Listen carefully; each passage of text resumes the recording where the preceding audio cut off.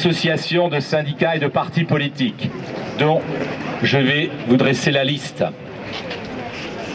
Alors il y a peut-être d'ailleurs, lorsque j'aurai lu cette liste, des gens ou des organisations représentées en tout cas, qui pensent qu'elles trouveraient leur place aux côtés des autres et qui ne se sont pas signalées à notre attention, qu'elles n'hésitent pas à se manifester, à se faire connaître.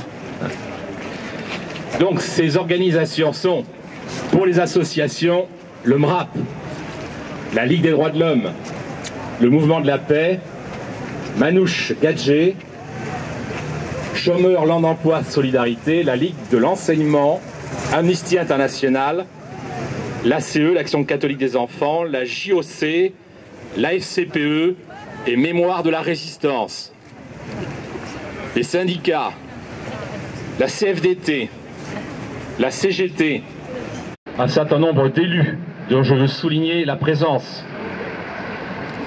Didier Simon, conseiller général de Mont-de-Marsan-Nord, Renaud Laïtette, conseiller général de Mont-de-Marsan Sud, Florence Delaunay, que j'ai aperçu quelque part, notre députée, elle est juste en face de moi, donc je peux pas dire de cette document. Comme dénonce la Fête nationale, il nous réunit ce jour, samedi 30 novembre, ici à Mont-de-Marsan, comme partout en France. La Fête nationale, le climat qui s'installe dans ce pays, la climat des feux les récents. Les discours xénophobes sont des dérives insupportables qui mettent en cause les fondements mêmes de notre société républicaine. Ce pourquoi il nous faut encore et encore nous mobiliser, c'est pour conquérir toujours plus d'égalité, de fraternité et de solidarité. Votre présence ce matin en est le témoignage le plus éclatant, un exemple pour tous ceux qui doutent de notre capacité d'indignation.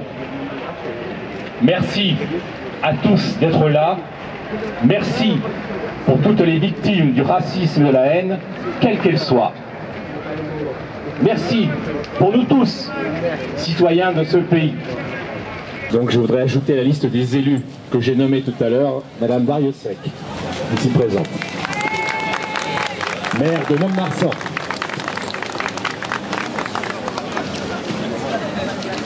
Merci d'avoir été nombreux à participer à ce rassemblement. Merci d'avoir été nombreux à marcher.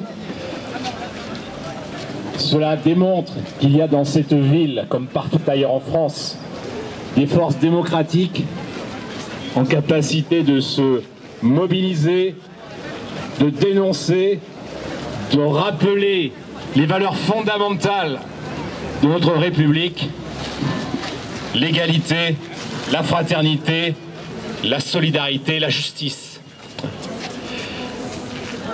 Hélas, on peut imaginer que nous aurons encore nécessité de nous retrouver, de nous rassembler, de sensibiliser tous ceux qui nous entourent. Et ça, c'est un devoir pour chacun d'entre nous, dans notre environnement familial, dans notre environnement professionnel, dans notre environnement associatif, dans notre environnement syndical, dans notre environnement politique, de continuer à sensibiliser tous nos concitoyens à la dénonciation du racisme et de la haine. On ne peut pas vivre ensemble de cette façon, ce n'est pas possible.